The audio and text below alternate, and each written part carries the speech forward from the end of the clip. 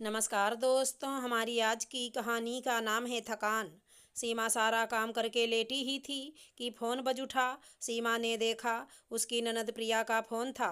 सीमा का मन तो नहीं हो रहा था थोड़े से आराम के टाइम में फ़ोन उठाने का, पर ननद कहीं नाराज़ ना हो जाए, बस इसीलिए फ़ोन उठा लिया। हेलो दीदी, नमस्ते, सीमा ने कहा। पर वहाँ से नमस्ते के बदले ननद की गुस्से से भरी आवाज़ आई। भाभी, आप कितना आराम करती हो? तुम्हें माँ का बिल्कुल ख्याल नहीं है। जब भी फ़ोन करो माँ हमेशा किचन में ही मिलती हैं। तुम करती क्या हो?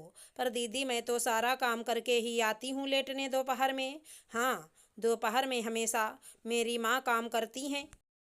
तुम जरा सा भी ख्याल नहीं रखती हो माँ का।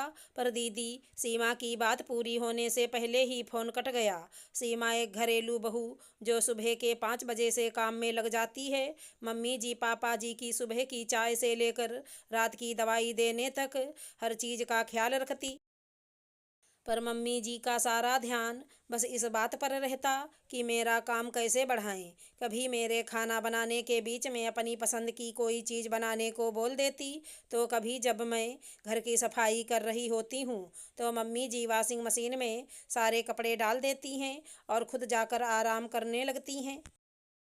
फिर मेरे ऊपर डबल काम पड़ जाता है। और आज तो मेरी तबीयत ठीक नहीं थी, फिर भी सुबह से सारे काम करके ही थोड़ा लेटने आई थी। मम्मी जी ने वो भी अपनी बेटी को फ़ोन करके बता दिया। पता नहीं ऐसा क्या बना रही हैं, उठने का बिल्कुल मन नहीं हो रहा था होता, फिर भी सीमा उठकर काम करने लगती है। और मम्मी जी फिर से अपनी बेटी से फ़ोन पर बात करने में बिजी हो जाती हैं। कुछ दिनों के बाद सीमा की ननद के यहाँ उनकी जेठानी के बेटे का मुंडन संस्कार था, तो उन्होंने सभी को बुलाया था। नीरज के पास टाइम नहीं था, तो सीमा और मम्मी जी दोनों अकेले ही प्रिया के ससुराल पहुँच गए। ननद जी के घर में काफ़ी रौनक थी। प्रिया दीदी की दोनों नंदोई, बच्चे, जेठानी के मायके वाले, सभी ने बैठक में महफिल जमाई हुई थी। और इन सब के बीच दौड़ भाग करती प्रिया दीदी हर किसी की इच्छा पूरी करते हुए उन्हें ढंग से सांस लेने की भी फुर्सत ना थी। उनकी जेठानी जी अपने बेटे को लेकर अपने मायके वालों के पास बैठी थी। मेरे जाने से दीदी को काम में थोड़ी हेल्प मिल गई, तो जल्दी से दोपहर का खाना और बाकी सारे काम निपटाकर दीदी मम्मी जी के पास आकर बैठ गईं।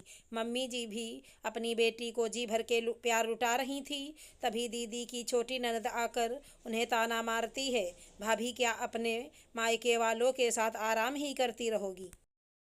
नीचे देखो, किचन में मेरी मम्मी अकेले काम कर रही हैं। आप मम्मी का बिल्कुल ख्याल नहीं रखते। पर मैं तो सारा काम। बोलते बोलते प्रिया की नज़र सीमा पर चली गई, जो अपनी ननद को वैसे ही परेशान होते देख रही थी जैसे वो होती है। प्रिया दीदी को जल्दी नीचे आने को बोल उनकी ननद चली गई। पर प्रिया सीमा से नज़रें नहीं मिला पा रही थी, क्योंकि अभी जो उसके साथ हुआ वो भी तो वहीं करती थी, अपनी भाभी के साथ। तभी प्रिया की मम्मी बोली, सुबह से तो मेरी बच्ची काम कर रही है, फिर भी इन लोगों को उसका आराम दिख रहा है। काम नहीं, ऐसा कैसे बोल सकते हैं ये लोग मेरी बेटी से? तभी प्रिया दीदी बीच में बोल पड़ी, वैसे ही मम्मी, जैसे आपको भाभी का काम करना नहीं दिखता। भाभी, मुझे माफ़ कर दो। प्रिया सीमा के आगे हाथ जोड़े खड़ी थी।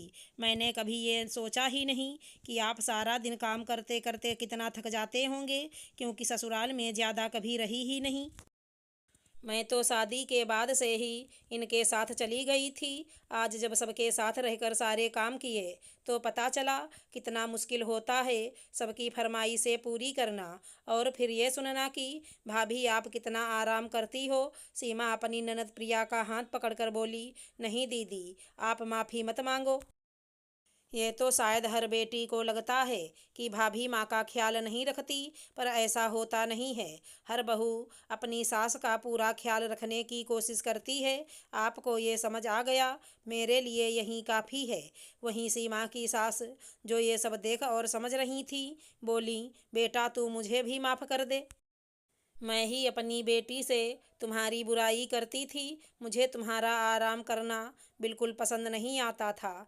पर अब मुझे समझ आ गया, जैसे बेटी थक जाती है वैसे ही बहू भी थक जाती है। इसलिए अब से मैं ये ख्याल रखूंगी कि तू काम के साथ आराम भी कर पाए। सीमा अपनी ननद को गले लगा अपनी आंखों में आए खुशी के आंसू साफ करते हुए कहती है, जल्दी से नीचे चलो दीदी, नहीं तो एक बार फिर से डांट पड़ जाएगी। सीमा की सास भी दोनों के सर पर हाथ रख बोलती है, जा बेटा जा, जब तू फुर्सत हो जाएगी तो मैं तुझे खूब प्यार करूंगी।